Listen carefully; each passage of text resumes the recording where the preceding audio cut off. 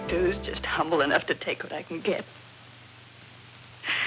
So I'll hang around and be a pal because that's all there is for me. Let him have his fun, Beck. We'll see who gets tired first. No doubt he's up there rooting for us. But I'll bet he'd rather be down here with us. Oh, but don't you see, Lou? I've turned you down so many times, I can't accept you now. I think every guy in the world must have been in love with her. I know I was. And respected what she did. And whenever you heard that Marsha Hunt was in a picture, without even knowing what the picture was about, the minute you heard she was in it, it automatically meant that this was a picture worth seeing. I remember from going to the Strand Theater in Rockville Center with my girlfriend, Patsy Jo Shannon. We would go to the movies on Saturday. Marsha Hunt is an extraordinarily excellent actress.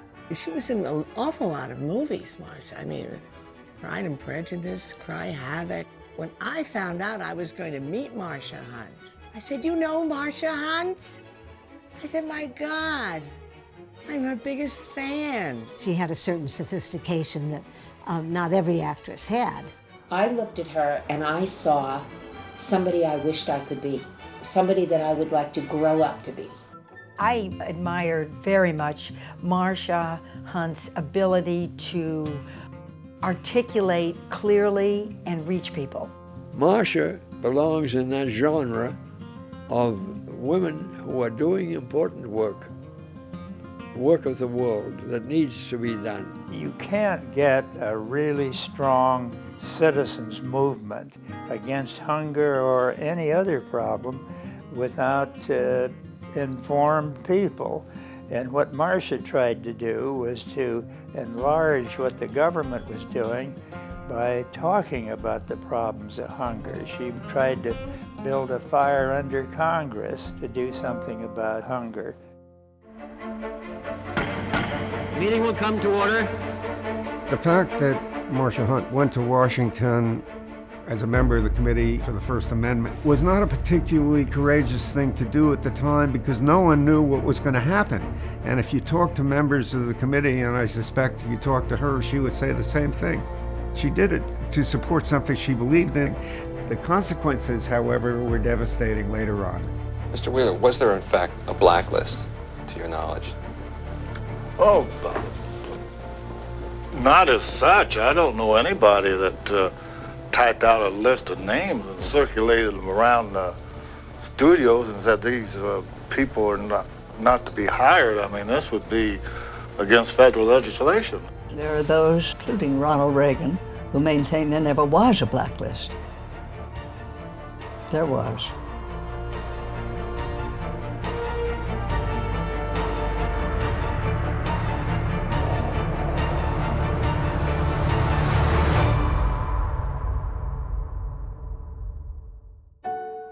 I think the stork picked the ideal chimney to drop me down. I couldn't have picked better parents than I had. I think their example probably made the greatest difference. Because, you know, when you're little, it's what you see and what you hear that shapes who you become. My parents were pretty great examples. I can't point to anything particular about them except I had vast admiration for them. And I guess I just wanted to be as like them as I could be. My dad was very dignified and reserved on the exterior, masking a wonderfully warm person under there and a wicked humor. My mother, on the other hand, was all expressive, outgoing, warm as could be, interested in everything and everyone, and together they made a great blend. I think I knew I had to be an actress. I was maybe 4, possibly 5. My dad took my sister and me to see Gilbert and Sullivan, Pinafore, and I saw magic up there. And I came home convinced that that's what I was going to be doing. And I kept doing it. There was always a play. If there wasn't a play at Sunday school or summer camp as we were growing up, I'd make up a play, and we always had to be pretending. I had all the elements that a child needs, I think, to start forming. I know that they had, my dad loved some homilies like, don't ever speak unless you've asked yourself 3 questions. Is it true? Is it kind? Will it do any good? And I said, if I ask myself all those questions, I'll never speak. It takes too long to answer. But you know, it's an odd thing. I remember it today. After graduating from high school, that wonderful Horace Mann School for Girls, which had an emphasis on scholastics, not on the arts, I couldn't find a single college in the country that would let you major in drama before your third year. And since I knew what I wanted to do with my life, I didn't want to spend 2 years studying everything else. So I opted not to go to college, broke my parents' hearts, because they were both college grads. Instead, I went to dramatic school, which was training for theater. There was no training for movies in the whole nation to be found. You would learn how to make movies by making movies once you got into them. I grew up a few dozen blocks from Broadway, from the theater district, but my dream was movies rather than the stage. Maybe because I saw a lot more movies. They were more affordable than I went to the real live theater. And movies were visuals.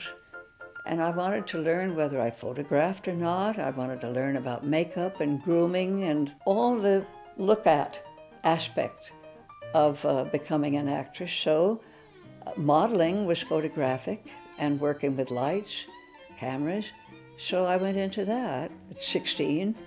And it's really as a result of being a model that I got my incredible break to make a screen test. And that was it. That was the dream come true.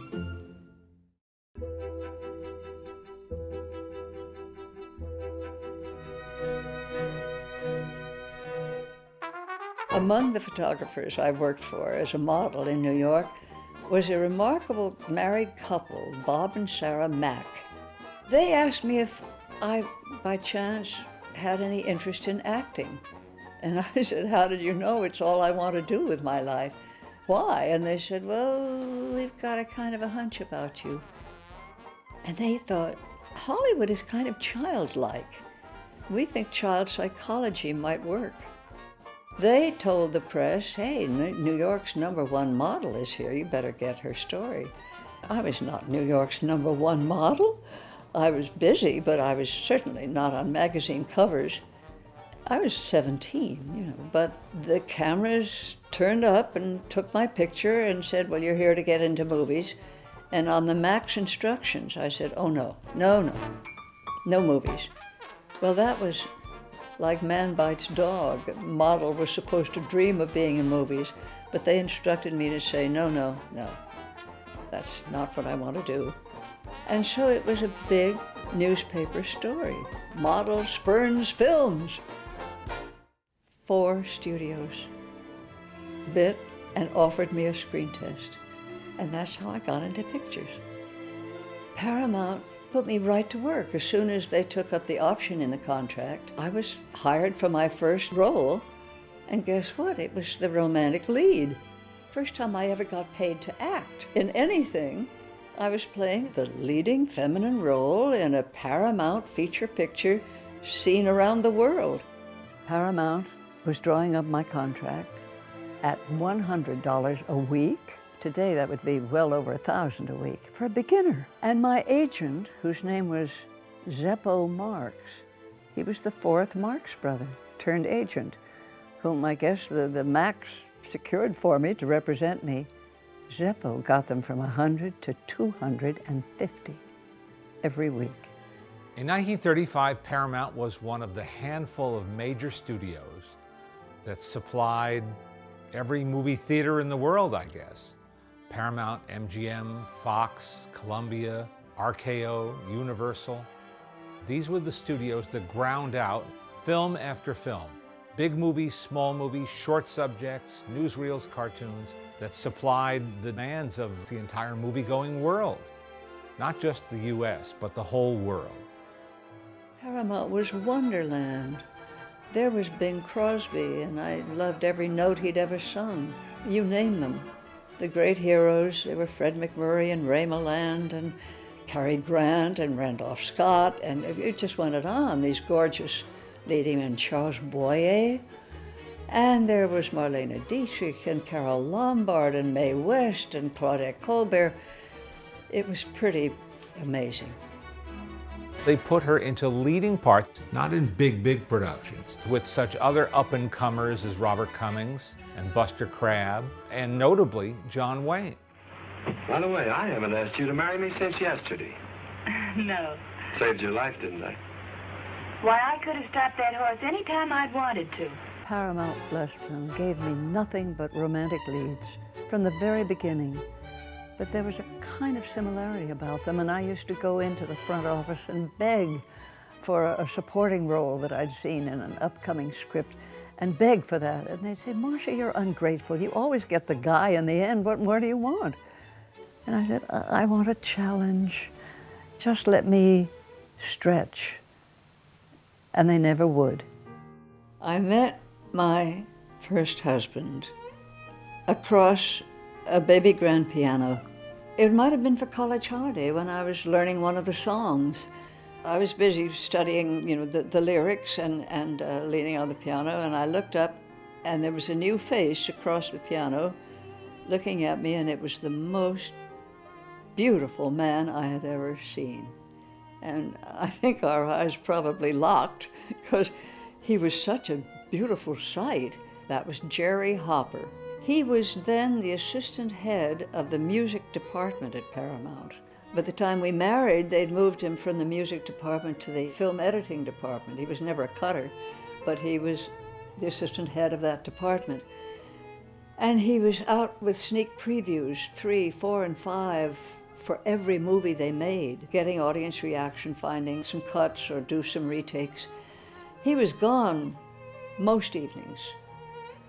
He often didn't get home till well after midnight, and I, of course, was long since asleep for tomorrow's shooting. Our marriage, for that reason, was a strange one because of the kind of work we did. We did have our dinners together, if he wasn't covering a preview. And then right after dinner, I had to memorize tomorrow's dialogue and work on my performance. We didn't really see each other during the week. We didn't have a marriage for that reason.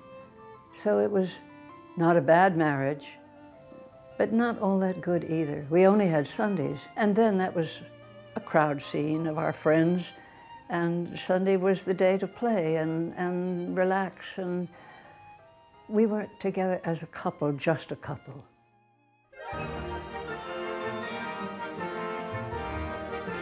David Selznick must have tested all the actresses in Hollywood for Gone with the Wind. It went on for months, over a year. Everybody he didn't test for Scarlett, he must have tested for Melanie, the opposite type. And sure enough, he got around to testing me for Melanie. Or even if I have to be rude. Are you criticizing my friends? A year after that test, David Selznick called me up and said, I still don't have my Melanie. I've been looking at all the tests I've made, and I liked yours very much. You were just so young, and I wasn't sure that you would have the maturity to play childbirth. It's a whole year later, and I wonder if maybe you have gained that missing year of maturing on your own. Would you mind just coming into my office and reading a scene with me? I was delighted to do it, so I went out to Culver City and sat in his office and read a scene with Mr. Selznick. And when the scene was over, he pushed his chair back from the desk and walked around his desk and gave me a great bear hug and said, I have found my Melanie. I couldn't believe my ears. But he said, please, don't tell anybody. I want to break the news in my own timing and in our way, so it's our secret, but she's yours. Well, I kept the secret except to my mother and my husband. That was a Friday.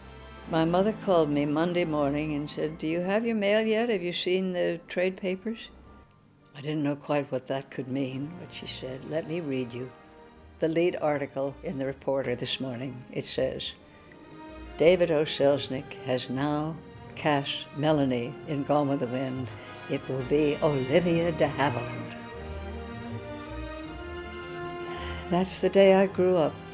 That's the day that I knew I could never have my heart broken again by this profession of acting.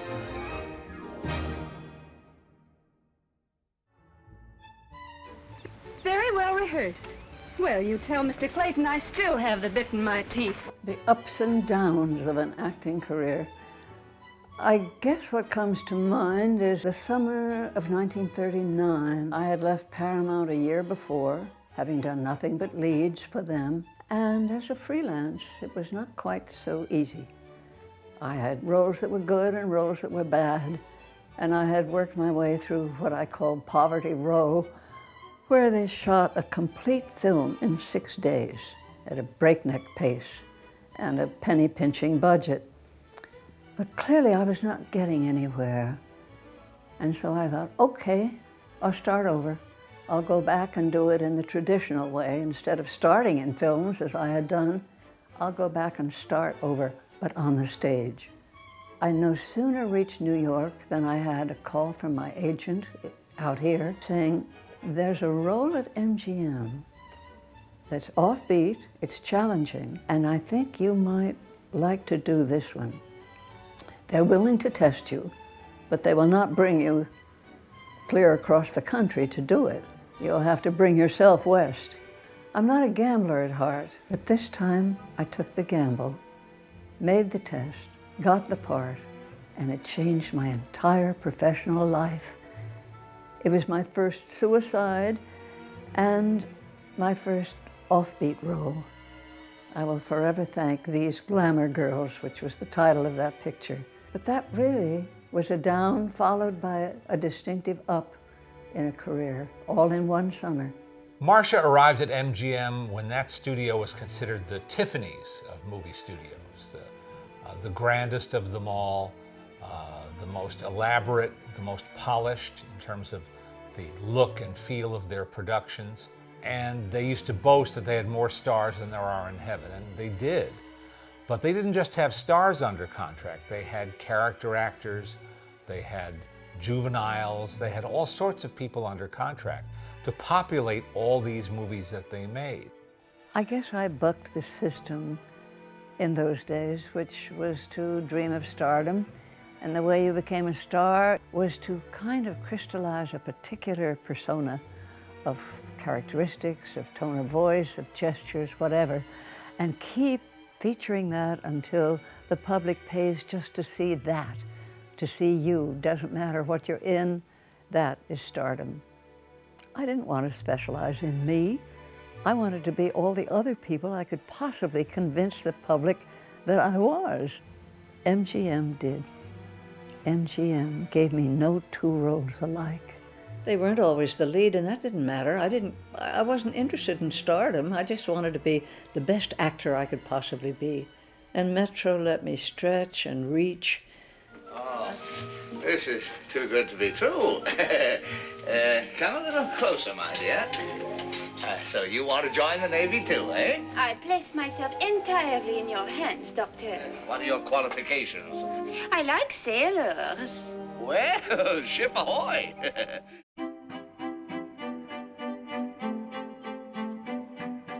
A kiss. That is what I remember about working with Marsha. Because as a character actor, I never got to kiss the lady. And in A Letter for Evie, I had the opportunity to kiss Marsha. And that has stayed with me as the highlight of that production.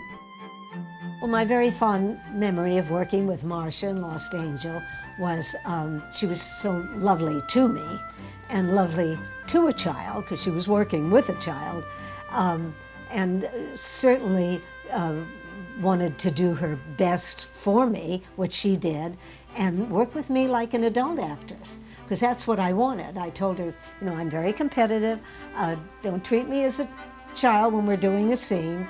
I'll try to steal your scene, you try to steal my scene. She said, oh, all right, however you want to do it. I love working that way. So it was sort of a little competition, and I think that's what made the scene so good. Are you going away now? Yes. But I'm coming back. Take it easy, kid. Why? Do I know what I'm saying? Especially, one of my favorite scenes was with Marsha was when I got to eat all the spaghetti, and she kind of taught me how to twirl the spaghetti on the fork, because as a little girl, I really didn't know how to do that correctly. So she was wonderful in kind of helping me with that spaghetti, and I love spaghetti ever since.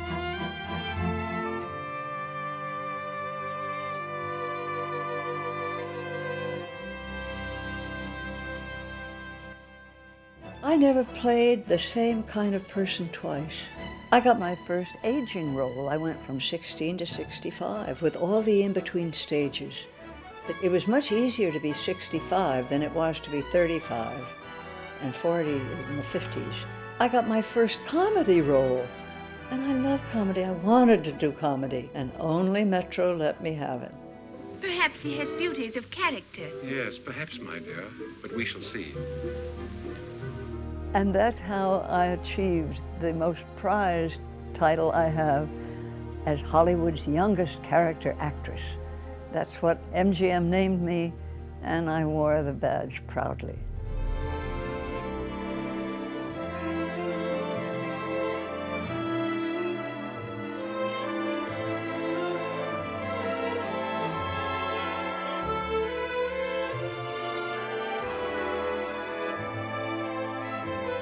MGM was the king of the jungle. When Leo the lion roared, it was for a reason.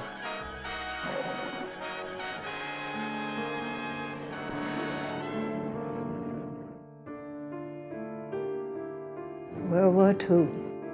That was everybody's war. World War years in Hollywood were remarkable because we all were pulling for victory, and we weren't a bit sure of victory. It was touch and go many a time over those years.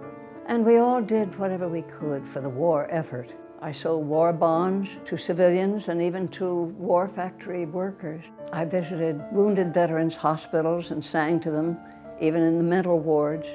They would want to hear a favorite song, and that would bring back a little of their memory that they might have lost.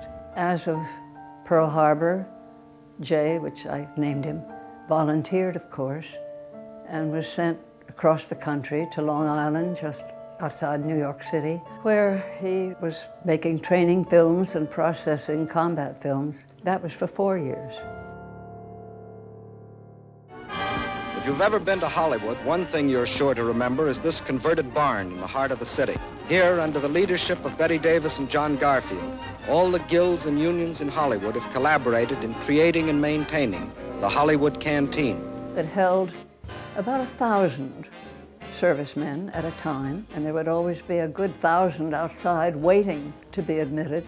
And on Saturday night, it was open from 7 to midnight, 5 hours. I picked Saturday night to work at the canteen because that was a hard night to get celebrities to appear.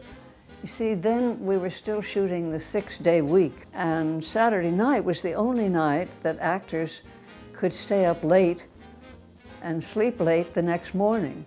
And since I was a war widow at the time, my husband was at war, my Saturday nights were free. So that's when I served at the canteen, dancing with the boys and signing my name.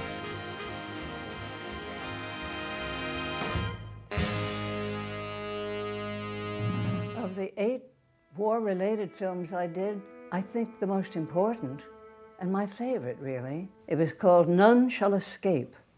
And the title meant the Nazi criminals would not escape their crimes. Obeys orders, I know, but you obey orders because you haven't the courage to disobey. You don't dare. It isn't a question of daring. It's the only question. Your uncle doesn't dare disobey even though he knows he's wrong. Now, we shot this picture in 1943 with the outcome of World War II quite in doubt. We weren't a bit certain that we would prevail. And yet the script took the story into the future when World War II would be over, the Allies would have won, and the Nazi criminals would face the world court.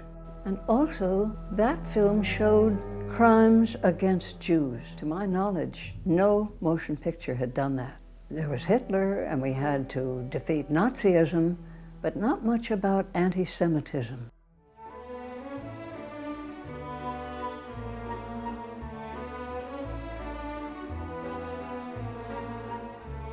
It was marvelous. We went to Edmonton, we went to Whitehorse, Dawson, we went to Churchill Island, where there were just 22 boys who were on duty there, and they had been there, I think, for a year or maybe a year and a half, and they hadn't seen anybody else. So they were really mesmerized when these girls came in. I went as a singer because I didn't just want to go and wave at the boys. They were ready for entertainment, and so grateful for whatever we did. By the end of the war, with such a 7 years as we had, Jay and I had inevitably grown apart. I did, years later, work for Jerry Hopper, the director. He finally got his dream of directing, and he was a very good one. We did a Gunsmoke together, and it was a comfortable, happy experience.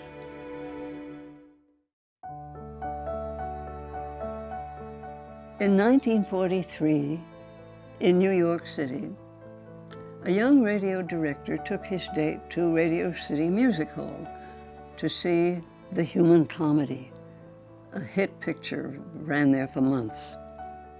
When I walked out into a garden wearing a spectacularly beautiful gown, he turned to his date and said, "I think I'll marry her."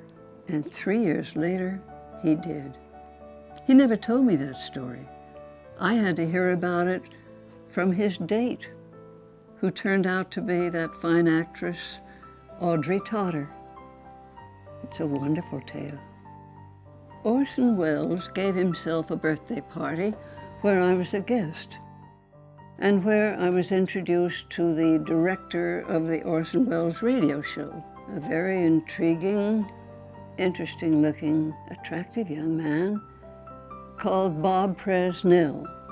I looked him in the eye and said, "It happens I already know Bob Presnell. He's a colonel in the Army, and he's in the far Pacific, saving us all, winning the war for us, so who might you really be?" And he twinkled at me and said, he had a son. That's how we met. I next saw him by chance, equally, at his father's home, when he just breezed in while I was a guest. And I guess we took it from there. We were married February 10, 1946, and lived remarkably happily our own ever after, which was 40 years. Robert was from a very different way of thinking. He loved to shake people up. He was a great instigator. He loved to sit across from you and he'd say, "How are you?" And when someone would say, I'm fine, thanks," he'd say, "No, how are you, really? How are you, really?" And people would go, "Well, as a matter of fact, I'm not happy." And they'd start to pour their heart out. He just had this great ability to do this. And when Marsha and Robert became a couple, they formed a personality together that was quite something. He was a clown, he was a tease, he was a philosopher, he was a critic. We admired each other's talents, appreciated them, encouraged them. I know he worried my grandparents because they didn't know what to make of Robert. He didn't fit into any category. He wasn't a doctor, a lawyer, and all those wonderful, husband candidates. I suppose what kept our marriage going for 40 years was the fact that we didn't care who won. There was never a contest between us. We literally cared about pleasing each other. We were not of Hollywood. We were in it, the overall community, but we didn't lead the life of film people. We had our other interests and our other friends, and we had, most importantly, each other. They were a loving couple. She admired Bob's work. He admired her beauty and her public service. They were modest. They loved to entertain. They had a beautiful home, which Marsha still occupies. That was a salon to which people of importance who were doing things and had been there and done that, like Leonard Bernstein. I met a great many prominent people of our day, artists and actors and writers, at their home. Bob was a film writer, and a good one. They enjoyed conversation, they enjoyed ideas, and they were enlisted in all of the humanitarian causes. You know, my Robert was such a fervent man about his beliefs, his principles, and it spread over to me. I was an idealist, but I didn't know anything. I'd been making movies all my life up till then, and Robert was the best, most intensively informed and educated person I've ever known. His caring about things, his knowledge about them, spilled over onto me, and I think Robert was really my college education. But as to his beliefs, he never told me what to think. He taught me to think in new ways. As it turned out, Robert and I had very much the same principles, the same responses to things. There's a line I heard in a poem, obscure now. I've learned to hold on tight with open hands. I think that kind of spells our marriage. Wasn't I lucky? Television is most certainly here to stay. Command performances in your own living room. I can remember at one of our guild meetings, Walter Abel, who was a great actor from movies and stage, had been back in New York doing plays, and he came back to Hollywood to make a picture, and he visited his old chums, and he said, I want your attention. Boys and girls, pay attention. It isn't just around the corner. Television is here. It is upon us. Make preparations. You're going to have to put it in your contract. It's now, because it was starting to happen in New York State. And he was warning us of what was to happen any minute, and it did very soon. In '48, I did a lot of interview programs on television. Then, after a lot of such appearances as myself, I was asked to do my first acting on television. And it was also my first Shakespeare. Talk about starting at the top. I did Twelfth Night, and I played Viola, the young girl who disguises herself as a boy, as a page. The first Shakespeare that was ever telecast live from coast to coast. And it was quite a thrill. I got, I guess, the best review of my life from the New York Times on that performance, which felt mighty good. The Lux Radio Theater brings you Bride by Mistake, starring Lorraine Day, John Hodiak, and Marsha Hunt. Ladies and gentlemen, your producer, Mr. Cecil B. DeMille.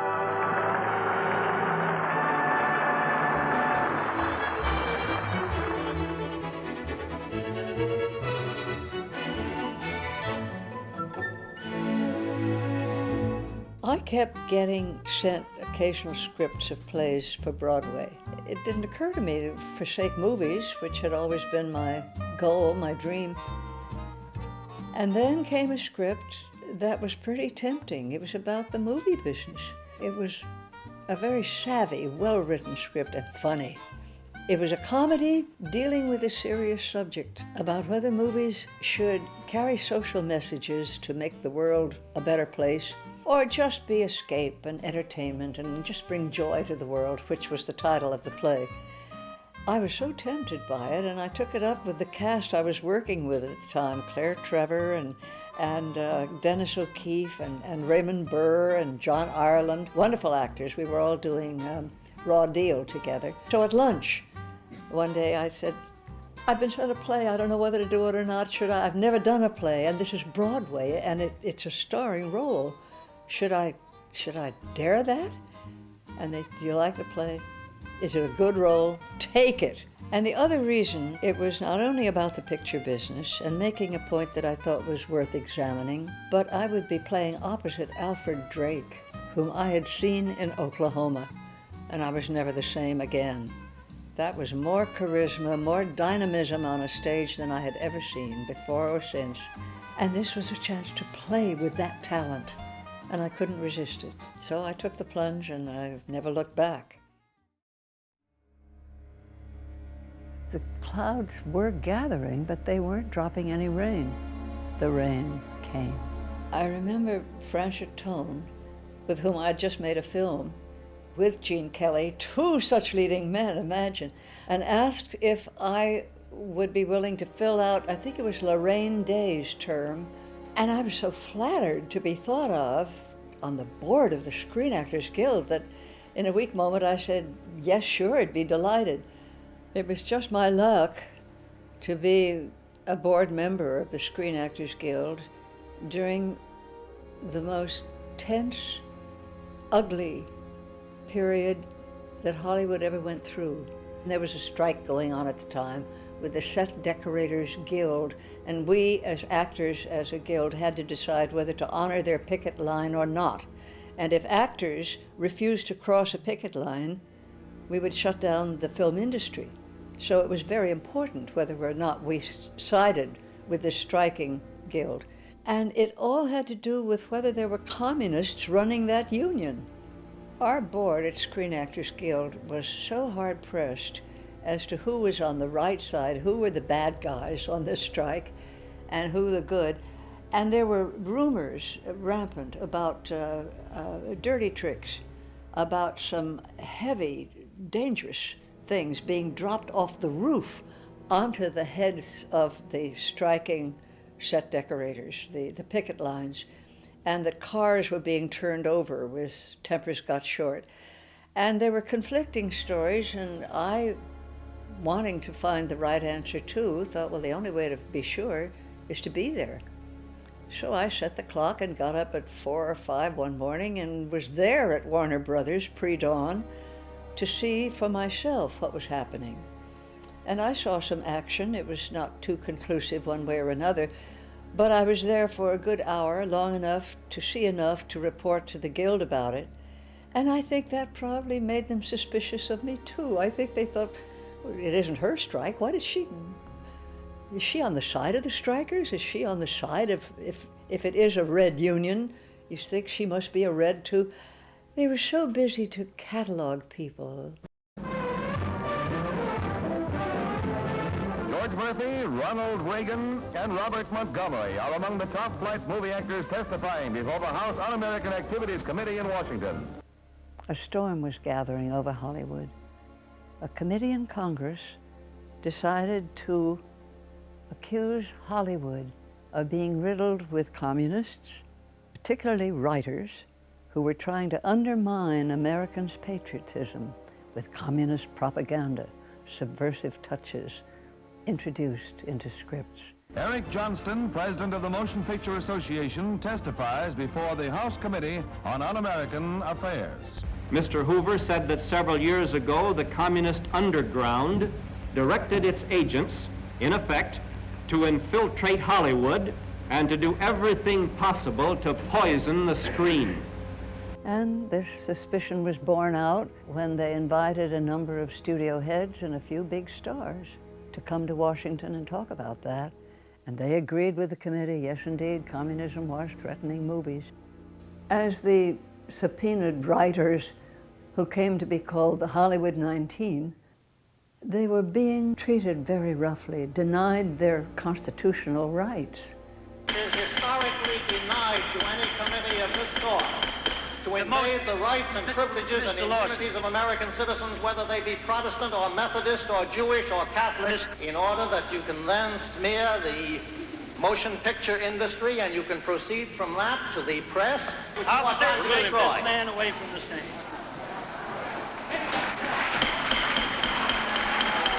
There will be no demonstrations.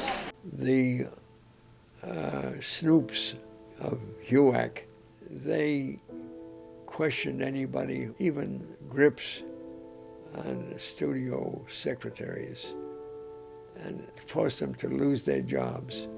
The whole concept of asking a dignified actor or writer or director what magazines he reads, and whether he had ever been at a meeting at which somebody else was there.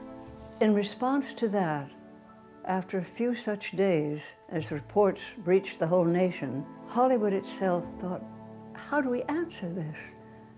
That committee is scaring the public to death. They're going to stop going to movies. And three good friends lunched one day. I remember at Lucy's restaurant, just across from Paramount Studio. William Wyler, then the greatest director of motion pictures, and John Huston, the most promising new director in films, and Philip Dunn, a fine screenwriter and later director. And out of that lunch came the project to charter a whole airplane, fill it with eminent filmmakers, as many actors and famous names as possible, fly them across the nation right into the eye of the storm to be there as visitors, present for those hearings, and to hold press conferences stating Hollywood's position of self-defense, and see if we couldn't get positive headlines answering those negative ones. They gave the movement the name, the Committee for the First Amendment. And under that banner, all of us gathered and took that flight to Washington and spoke our piece in defense of our industry and the freedom of the people who make films. On that flight, there was Danny Kaye, June Havoc, Gene Kelly, Evelyn Keyes, Jane Wyatt, and the most famous, the Bogarts, Humphrey and his wife, Lauren Bacall. And Robert was with me, representing screenwriters, and I was among the actresses. When we stopped on the way at several major cities with the airfields filled with mobs wanting to meet movie stars, and we explained to them our mission. In Washington, we were greeted by a mixed press. We attended 2 days' hearings en masse. We sat at the back, and we watched and heard our fellow filmmakers treated as criminals, as if they were on trial for something. We'd like to know whether you are or have ever been a member of the Communist Party. We'd like a very frank answer. Now you can answer it yes or no. I don't believe you have the right to ask a question of anybody. It's very apparent that you're following the same line of these other witnesses. I am following no line. Which is definitely the communist line. I am using my own head, which I shall continue to do. You're excused. And if you want to make a speech, go out here under one of the big trees and sound off. One after another, each was denied the chance to read a statement. We were appalled. When we came home, the atmosphere had already changed in Hollywood. If there was a gathering, a little party, the snoops would take down the numbers of the automobiles parked outside the meeting place. And they could be called up and were called up by the committee. Suddenly the industry was under attack. The movies people were going to see were made suspect that maybe their loyalty was being subverted with red propaganda. Every headline, every newscast, every newsreel was filled with this, and poor Hollywood was reeling under this amazing behavior and finding ways to react instantly. And among them was Hollywood Fights Back. And that was 2 radio broadcasts over network radio, ABC. Hollywood Fights Back. The writers were Norman Corwin, the poet laureate, as he's properly named, of radio's golden age. My own husband, Robert Presnell Jr., who came out of radio writing into screenwriting, and Millard Lampell, a former folk singer, now a radio and screenwriter. And they turned out these very short messages. This is Humphrey Bogart. This is Marsha Hunt. This is Burt Lancaster. This is Lucille Ball. This is Judy Garland. This is William Wyler. I'm a movie director, and I'm convinced I wouldn't be allowed today to make the best years of our lives as it was made a year ago. That is directly the result of the activities of the Un-American Activities Committee, They are creating fear in Hollywood. Well, Marsha was happy to be recruited for that broadcast, which was full of stars. They contained the vehement emotions of more famous people, great artists, than had ever been assembled in a single program. Here they were appearing as American citizens, outraged American citizens. You know, we gathered as a group of Hollywood people who resented this kind of investigation. After we came back, the Sunday after our flight, we had a second Hollywood Fights Back, the same big stars, and now we were joined by New York, the New York Theater. The finest writers and stars took part, and even the governor of New York State and 2 U.S. senators appeared on Hollywood Fights Back, denouncing those hearings and maintaining the freedom of the screen. Not long after our return, the Bogarts made a public statement that the flight to Washington had been ill-advised, even foolish. They succumbed to the pressure of people who said, well, these are commies and they're fellow travelers and pinks. This was a body blow to our whole self-defense movement. The Committee for the First Amendment never met again. We will discharge or suspend without compensation those in our employ until such time as he is acquitted or has purged himself of contempt and declares under oath that he is not a communist. The Waldorf statement that came out of that meeting of the studio heads just a couple of weeks after our flight to Washington spelled the doom of the whole industry and the community of Hollywood for well over a decade, because it said, first of all, that they were firing the 10 who had been found in contempt of Congress, but also it said that they would not consciously employ any communist thereafter or any subversive or disloyal people as they understood it.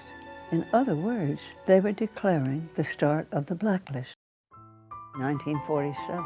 At the start of it, I was discovering that I was pregnant for the very first time. So the first several months were spent enjoying that to the full. But then in mid-May, I hemorrhaged, nearly lost it, was ordered to bed, where I stayed for 6 weeks with my legs crossed, saying, "Not yet," and hoped that I could weather the stay until the full 9 months. But on July 1st, at 7 months, my daughter couldn't wait and arrived, not only premature, but immature. You see, I guess those 6 weeks of waiting, she was not being properly nourished or developed. In any case, she died the next day, and that was something to live with. I was offered an adoption, but you know, I didn't need a baby. I needed ours. I needed Robert's and mine. And so I dreamed of another time, another try with better luck, which never came my way.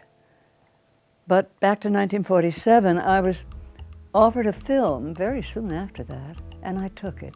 I took it to get my mind focused on something else. It was fun to do. It was with good people. Bill Lundigan, Gail Patrick, Gene Lockhart, wonderful actors. And I am proud of it. 1950 sure felt like my year. I'd had beginner's luck a couple of years before with my very first play ever anywhere. Starred on Broadway, and the critics were so kind to me. And I think people were kind of watching to see what my next time at bat would be, whether I could do as well the second time on Broadway. So I was very careful in picking out the next play I did. What I did think was the right role was in a George Bernard Shaw play. That had the prestige that goes with his name. And the play was The Devil's Disciple. There were 4 stars, 3 fellows and me, It was Morris Evans and Victor Jory and Dennis King and I were in it. And we opened on Broadway to rave reviews. And the next thing I knew, there I was in a solo cover picture of Life magazine. Well, that sort of thing is beyond anyone's wildest dreams. The cover of Life, but there I was on the cover.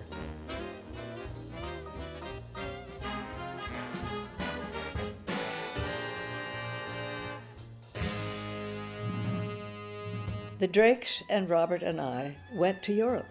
The minute Kiss Me Kate, which he had been starring in, had closed, and My Devil's Disciple closed, and we went to Europe together.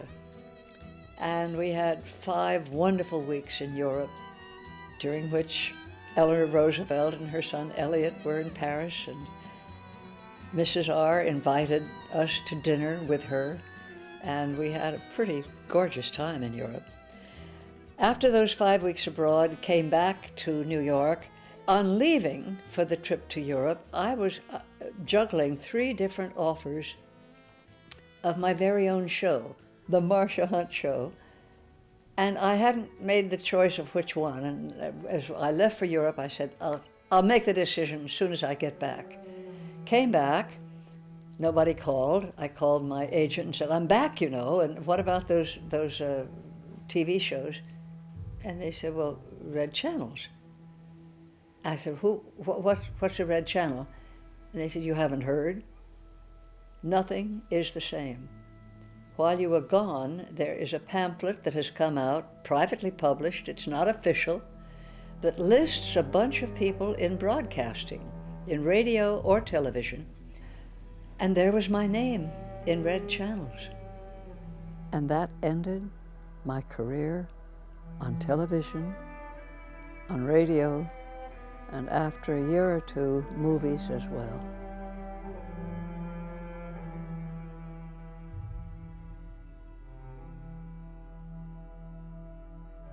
I was also in Red Channels. Yes, I came right after Leonard Bernstein. Yeah. The interesting thing about Red Channels is that it was put out by a couple of ex-FBI men who had started a company called Aware. It was a clearinghouse in which if you were mentioned in Red Channels or otherwise categorized as unemployable, you could go to them and for a fee, they would listen to you and clear you. It was a protection racket, essentially. They would arrange for you to write articles in certain magazines where you humbly recanted what you had done earlier for idealistic reasons without saying that they were idealistic reasons and saying that you were a dupe when you hadn't been a dupe. I had no idea that that list of 150 other names besides mine, listed as dangerous to America, if not actual communists, included a who's who of American performing culture. The composers, the playwrights, the actors, the best critics, the best minds and talents were there in Red Channels. These people had the power. They could send a little memo saying Marsha Hunt is on the do not employ list. And victims of that discrimination, some of them had to leave the country, go to England, go to Mexico. Some of them committed suicide because their opportunity to feed their children ended. They were now without jobs, and nobody would employ them.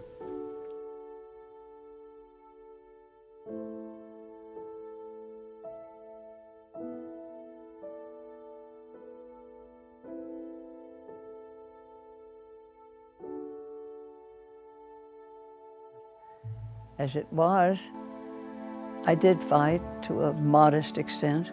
I wrote to the 3 networks explaining that I didn't know anything about communism, it didn't interest me, I was certainly not a member, and that I had been as good an American as I knew how to be, and I hoped that that would clear up any confusion. It made no difference. She stood for what she believed. She never buckled under the pressure. She called upon her own resources as a person to stay alive. I think to survive the blacklist, you needed, in my opinion, essentially two things. You needed resilience, and you needed a very strong sense of humor, because the grotesquerie around being blacklisted. Before leaving on the first tour of a play, I had signed to be in a movie called The Happy Time. And I had just time to be on tour for about 5 or 6 weeks before the start of shooting. I would come back to Hollywood for it.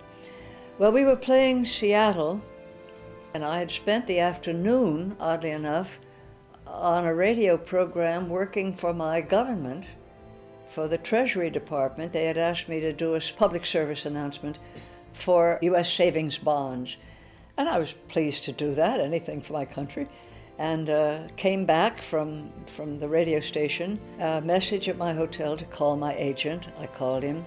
He read me a statement that the studio legal department had drawn up that they would like me to sign and have notarized.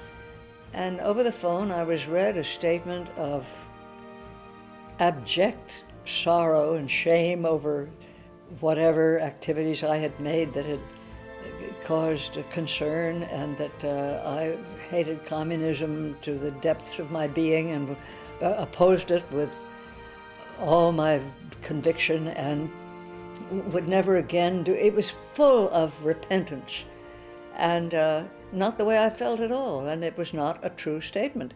So I said, I'm sorry, I can't sign that. Well, he couldn't believe that, but he hung up very regretfully, and another 5 minutes, and I had a call from a man at Columbia Studio who said, I understand you're refusing to sign this perfectly good letter that we had prepared for you.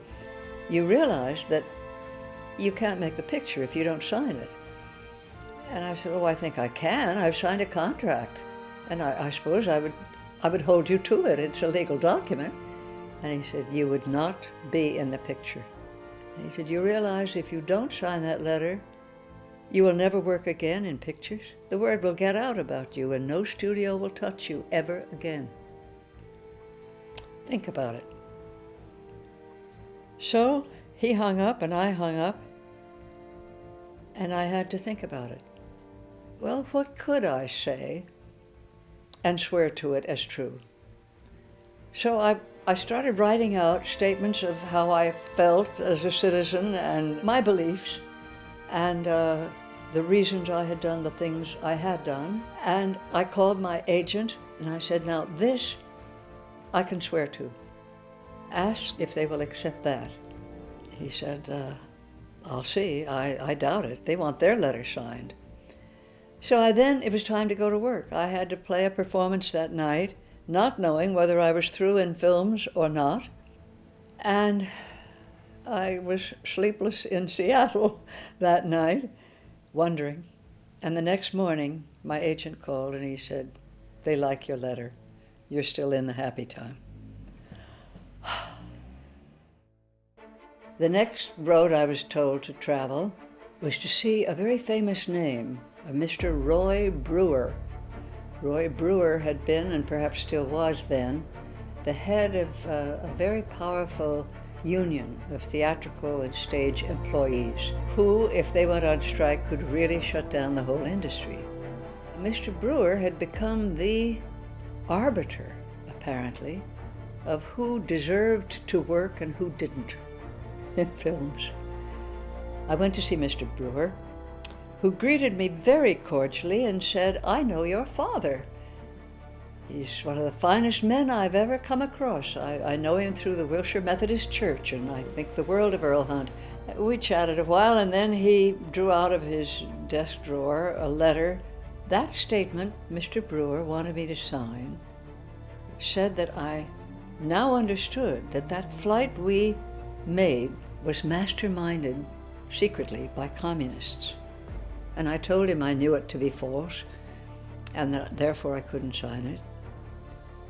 And he said, I don't understand. You will be okay to work if you simply acknowledge your error and that you were an innocent dupe, but that you were a dupe of communists.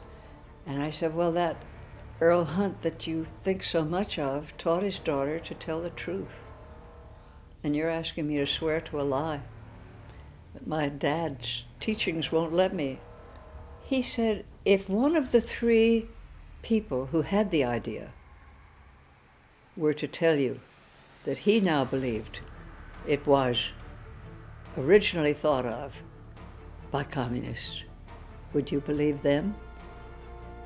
I said, I sure would, because I can't believe that would happen. He said, all right, I'll make an appointment and you'll get a phone call.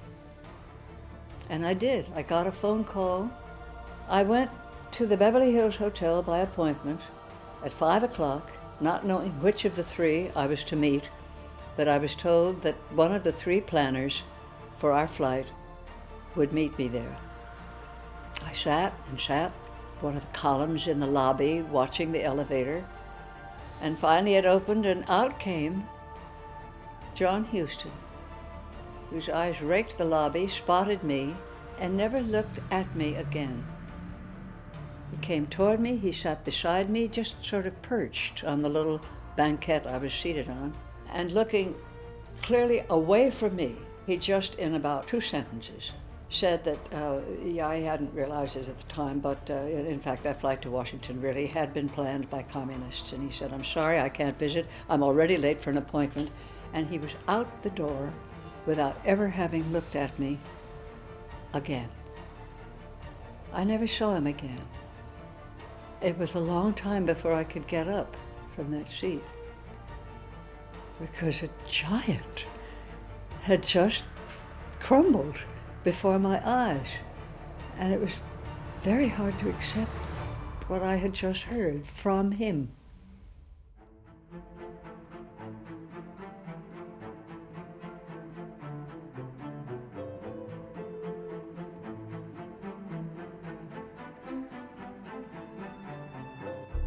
I was at a function at the Academy, the Motion Picture Arts Academy, and there was a man in a wheelchair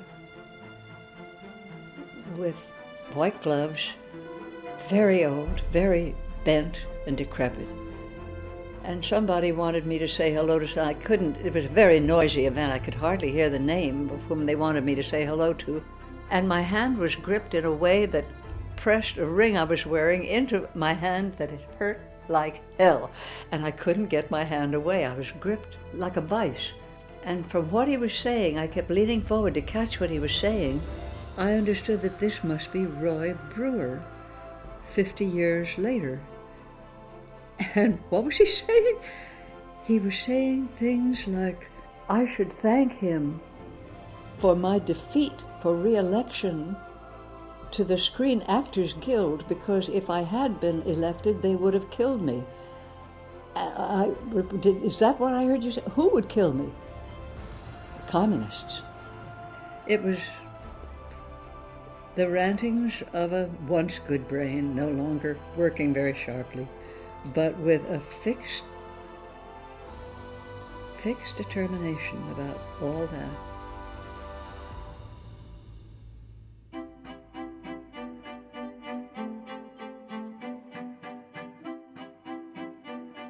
When I did a play in Australia and it was over, I flew north from Melbourne to Manila in the Philippines, and my Robert, my husband, flew west to Manila. We, from there on, went around the world together.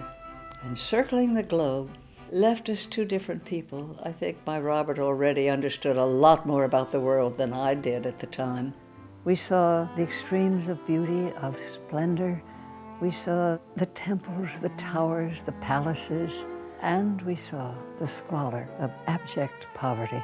But I came back a different person. I had been brought up to love my country, to salute the flag, to get a lump in my throat at the national anthem, and to do and die for my country.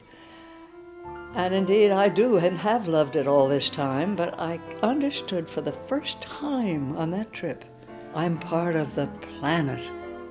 We are one. And I came back a planet patriot. And I wanted, from then on, to learn more about the rest of us that I didn't begin to know enough about. Most of my life had been led on the sound stages of studios, isolated from the outside world and indeed from the real world. I wished the world well, but my ignorance of it was vast. I looked up what the United Nations really was and what it was doing, and I became so moved and so thrilled about that I gave the next 25 years of my life to the UN. And it was a very happy 25 years. The United Nations chapter is a tricky one because at the beginning, the United Nations was a very controversial subject. A lot of people in America felt that the UN was this foreign body on our shores, why are they here? And Marsha was looking at the greater picture, but there were many who were suspicious and worried about it. Every aspect of the human effort and condition was being covered by a separate specialized agency of the UN to bring together all the countries, all the peoples of the world, and to improve things peaceably. Well, I found this the best message I'd heard, and I couldn't wait to spread it. And I guess I filled the halls that I did fill because maybe the name was familiar to them. Maybe they came for the wrong reason, to see how old I looked by now, or maybe what I was wearing, but I had them. They were in the hall, and they were my audience, and they didn't leave until they'd learned what I wanted them to know about the UN and to appreciate. And those audiences would sit there with their mouths agape. They had no idea the good, the enormous progress the UN is making. It was very happy work for me. In the mid-50s, in her interest in educating people about the work of the United Nations really brought forth the partnership with what Eleanor Roosevelt had created in community organizations. The American Association of United Nations Associations later became known as the United Nations Association of the USA. She became president of the San Fernando Valley chapter for several years. She was instrumental in the formation of the Pacific Los Angeles chapter of the United Nations Association of the USA. Both chapters still exist as anchor chapters in the United Nations Association, which has over 130 chapters nationwide.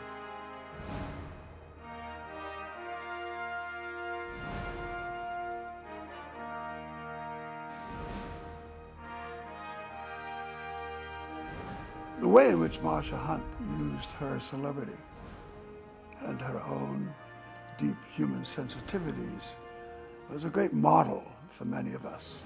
If you were not already inspired, we were about to be inspired by the things she and her colleagues did.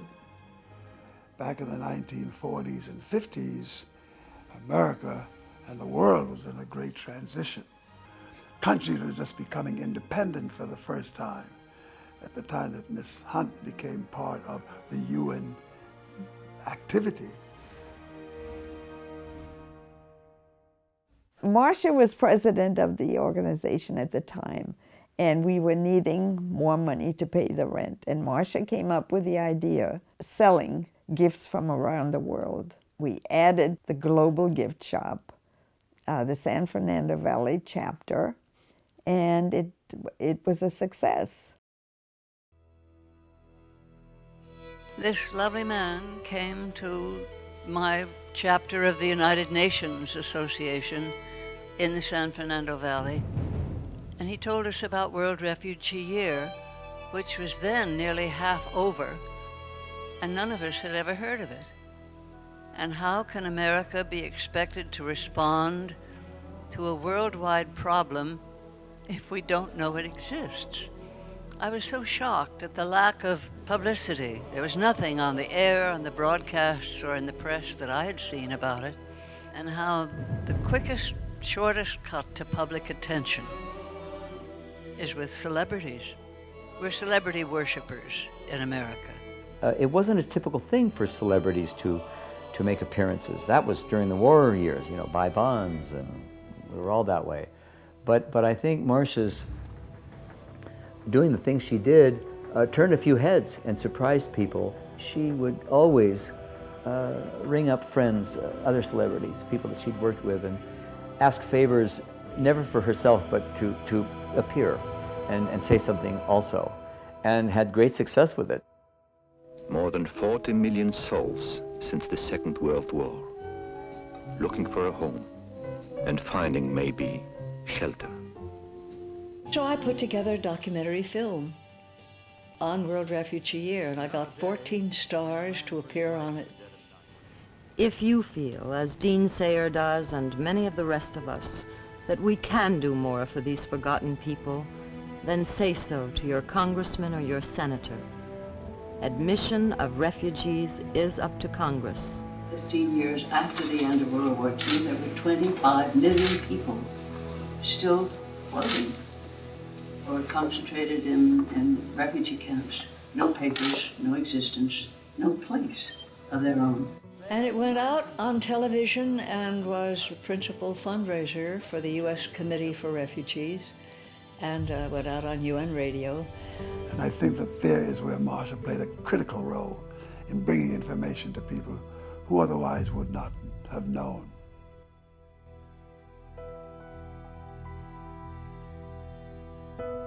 What is the John Birch Society? To combat more effectively the evil forces which now threaten our freedom, our lives, our country, and our civilization. Something poisoned Americans' views toward the outside world, and the Birch Society. I don't know who Mr. or Mrs. Birch may have been, but apparently it was a very well-financed hate campaign against the UN. 24-sheet ads across the country. Get the U.S. out of the UN and the UN out of the U.S.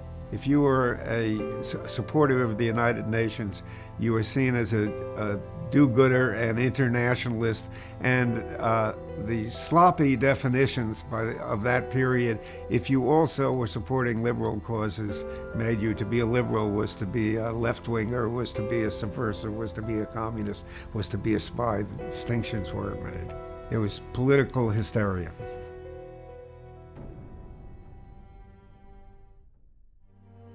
We were a committee of people that were making speeches around at various groups at Wood. And this night we were invited to go to Temple Sinai on Wilshire Boulevard in Los Angeles and talk about the threat of the radical right to the United Nations, to all the kinds of civil liberties that we want and civil rights that we want and so forth. And so they asked Brooks Walker, who was a Unitarian minister, and myself and Marsha to speak.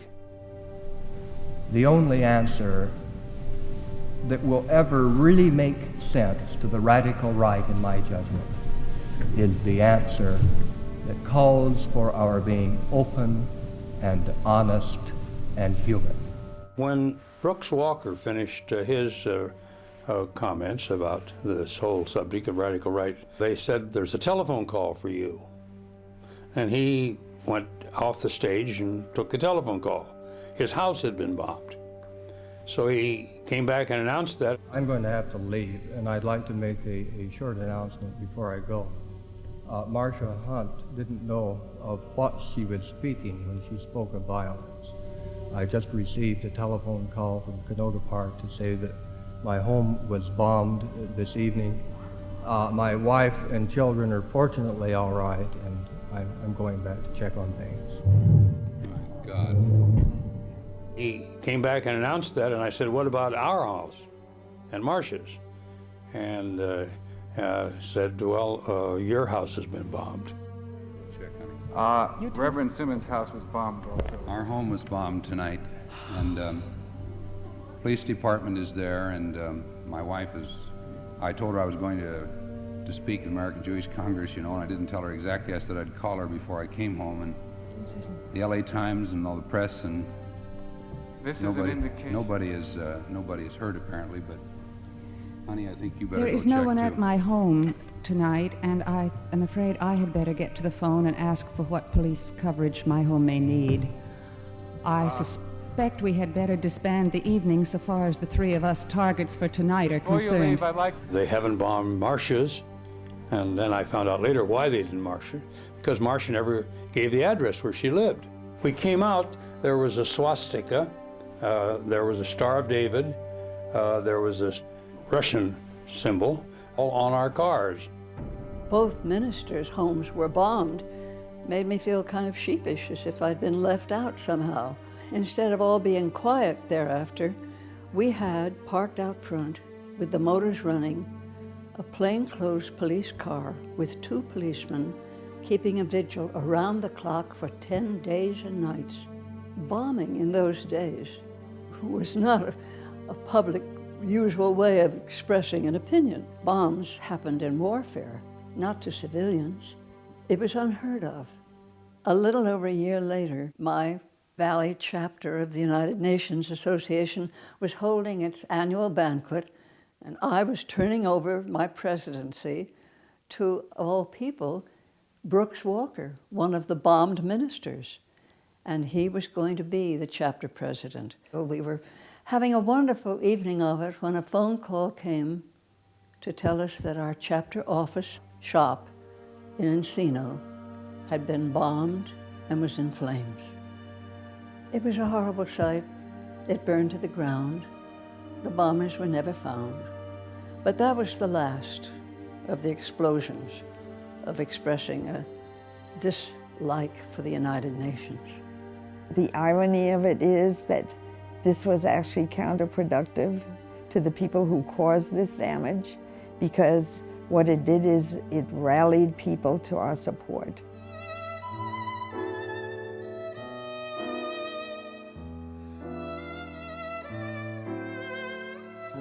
Marsha, welcome home. I understand you just returned from Washington. Do you mind telling us why you were in the nation's capital? Oh, I'd be proud to.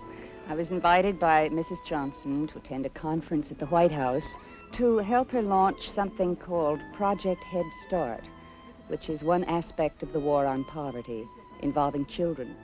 I probably heard about freedom from hunger through George McGovern, who was made the head of Food for Peace when John Kennedy came into the White House. And it was, I think, an act of gratitude to George McGovern for having helped him win the nomination for the presidency. Marsha Hunt was always on the vanguard of any effort that had to do with world hunger or with hunger in this country.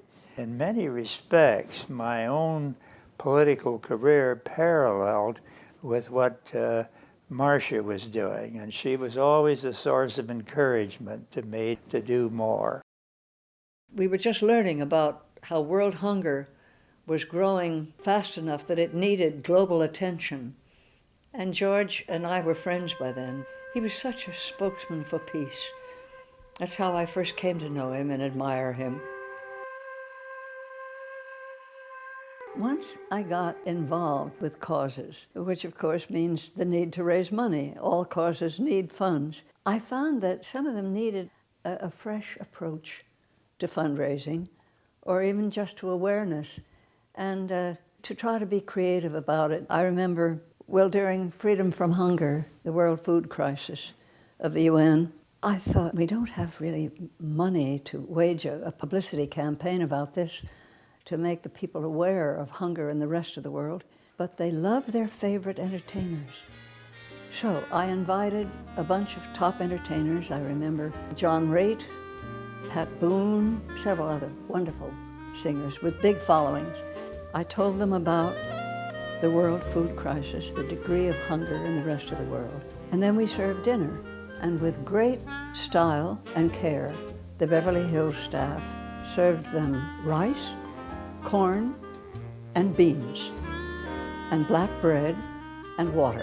Those were the staples of what the really hungry continents live on. That's all we served them for dinner. It was a freedom from hunger dinner. But they got the point, and they remembered it. And sure enough, they did tell their audiences sometimes after they finished their act or their numbers of favorite songs, they would touch on the fact that there was actual hunger, actual starvation in much of the rest of the world, and that they could come aboard by helping the freedom from hunger campaign. When someone as prestigious as Marsha spoke on an issue, people listened. I mean, that's what Princess Diana did. I would add Marsha Hunt to the list of someone elegantly, eloquently, beautifully, glamorously, and effectively communicating about this horror and this pandemic of hunger, and that we could end it.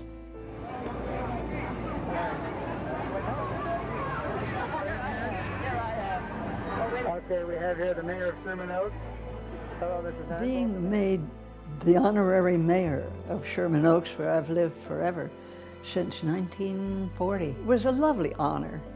And of course, an honorary mayor has no duties, no powers. It's just a nice honor. But once I was given that title, I got to thinking maybe I could put it to some use. And right around that time, we were beginning to hear the term homelessness, that in the San Fernando Valley, nicknamed the bedroom of Los Angeles, where people lived, and they might go to work somewhere else, but the valley had homeless people? So that's when I formed the Valley Mayor's Fund for the Homeless, and we lasted 18 or 19 years. We didn't end homelessness, but we did make a difference. There was a large motel, big one, in North Hollywood that had fallen on evil times. It was now pretty much in the hands of drug pushers and prostitutes. And the man who owned it had been homeless himself at one time. He had been a refugee from another country. And when he read our need, that we were looking desperately to find shelter for our homeless in the valley, he got in touch with us. Well, nobody had money to buy a motel. We needed a responsible outfit with a long track record. Our Valley Mayor's Fund, while we were incorporated, were pretty new. But VIC, the Valley Interfaith Council, had been around for decades, and they had the respect and the authority needed to oversee that purchase. The committee, of which I was a member, looked around and found with a couple of other people that were in the Interfaith Council or were interested, found a motel on Lankershim Boulevard in North Hollywood. We actually opened the shelter on April 1st in '86. When it opened, it had towels that we all had contributed out of our own homes. And we gave brown bag lunches before they had a dining room. Just imagine having been on the streets for weeks, months, maybe years, to be able to go through a door and lock it behind you. Been working with her on those years ago and starting the Valley Shelter in terms of homelessness. In fact, she turned to me one day and she said, you know, we have a society that makes sure our criminals get fed and housed. How can we not have a society that takes care of those people who so often, through no fault of their own, suddenly end up homeless? Now it is operated by Los Angeles Family Housing. And they are a very large group, and they work on this throughout greater Los Angeles. Today, what was the Fiesta Motel, turned Valley Shelter, is now the Norman and Trudy Lewis Valley Shelter. You're telling me this was the Fiesta? You'll recognize it in a moment. You'll recognize it inside. When you all were instrumental in purchasing an old motel almost 30 years ago, it was just that, an old motel. So LA Family Housing's 10-year vision revolves right here in the point where we're all standing. It is to take down the old Valley Shelter and rebuild in its place a state-of-the-art comprehensive service center for the community that continues to provide temporary and permanent housing for its residents and the people in need. Ma'am, we just want to say thank you very much for From the everything bottom that of you our have hearts. done to open the doors that we have a place. Thank you to so much. lay our You head. have We no really idea. appreciate that. Yes, thank you. Enjoy your lives. Thank you. Love that. All right. This is what it was all about. That's right. And I love your pink. You've become very interested in our social needs. Does this mean at the expense of your career? I hope I can do both all the time. As a matter of fact, I had a number of conversations with a number of rather prominent people in responsible posts just over the weekend on this very matter of the contribution show people can make in public information and public persuasion about some pretty vital things that are happening, you know, in our society today.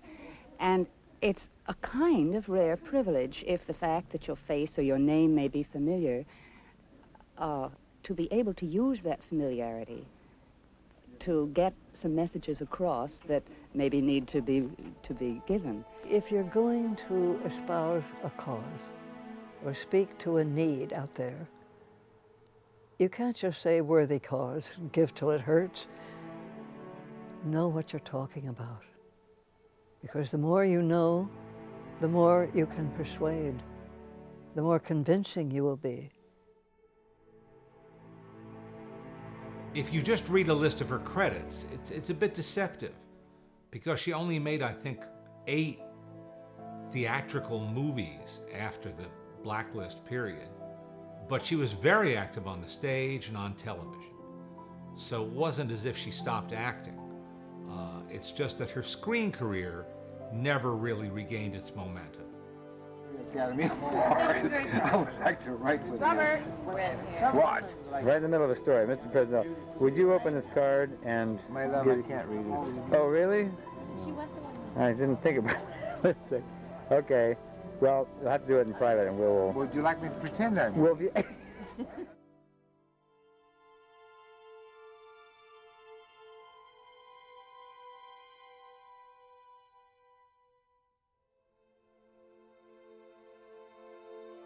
The loss of my uncle, Robert, was, of course, devastating to all of us. And Marsha was able to forge on. She and Robert were so close. They were such a unit together. And you would think that when that happens and one has to make an exit, it's very hard for the other to move ahead. But Marsha did, and began to do things that would be full-time jobs to anybody else.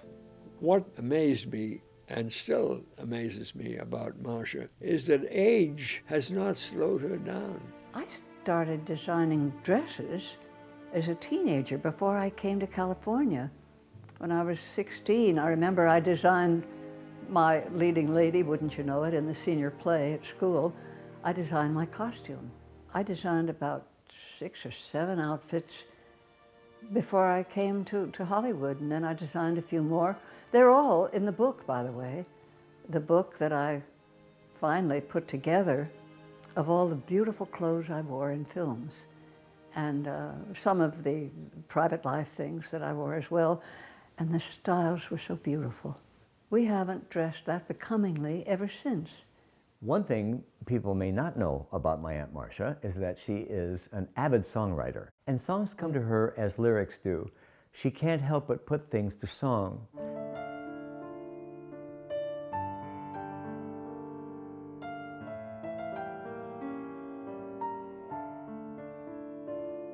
I wrote one called We're All One that I gave to UNICEF at the United Nations, and they sent it around the world to all the member nations, where in a number of countries it was translated into the local language, and they even sent me copies of how it read in several other languages. And for me to know that in far places I will never see, my song of the oneness of humanity is being sung is deeply moving.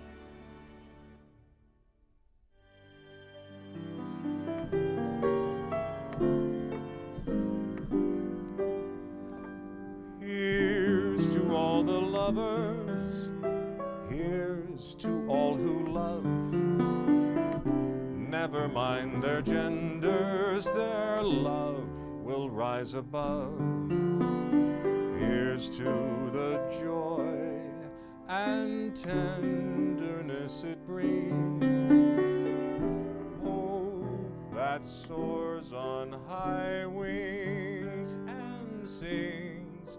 Yes, here's to all the lovers. Marsha's low profile. She doesn't bandy about her name and so forth. Down with But all boy, that if a part comes along, she's up for it. I suddenly got a call, a request to do a noir short film. And I knew the author of it, who was going to direct it. He'd written a short story and then dramatized it to make a short film, very noir. It was Eddie Muller, who is known as the czar of noir films. I first recognized Marsha because I saw her in a film called Raw Deal, which is like this archetypal noir film in which she is the good girl opposite Claire Trevor, who, as always, plays the bad girl.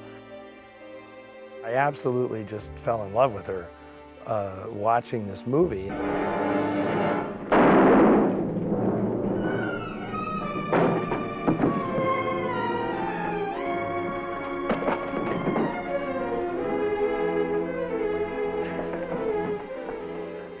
Eddie I had met and we'd done an interview together, and he sent me the script, which really intrigued me because it's an older woman, for one thing.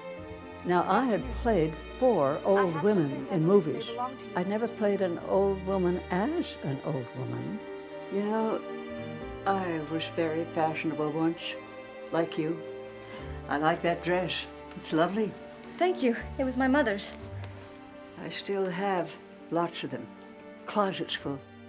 So I had to do it. I had to find out if I still knew how.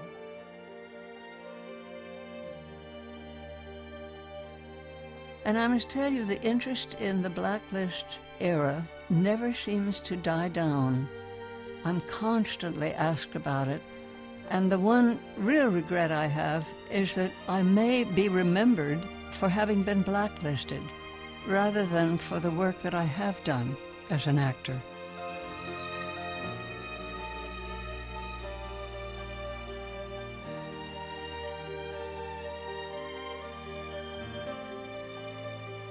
She brings something special to any film she's in, any scene she's in. And so the fact that they are constantly recirculated and revealed to a public for the first time in many cases on channels like TCM means that her movie career is not forgotten. It's not dead and buried. It's still there, it's still alive, and it's still providing pleasure and entertainment for people. So we are proud to hereby recognize as an ambassador for peace, Marsha Hunt. I think Marsha's greatest gift is I can make a difference. And then she moved forward on that. And she did. She made a tremendous difference. She made a huge difference to me. I'm so happy she lived and that she is still at it. It ain't over yet.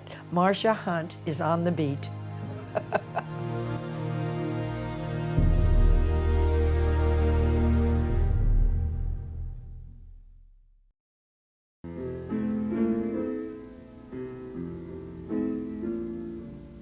When the world grows up, what a world there'll be. When the world grows up, what a change we'll see. We will grow more food enough for all. Once we've found it's good, keeping families small. Maybe then man and nature can go hand in hand. Maybe then we'll take care of our air, sea, and land. Nations all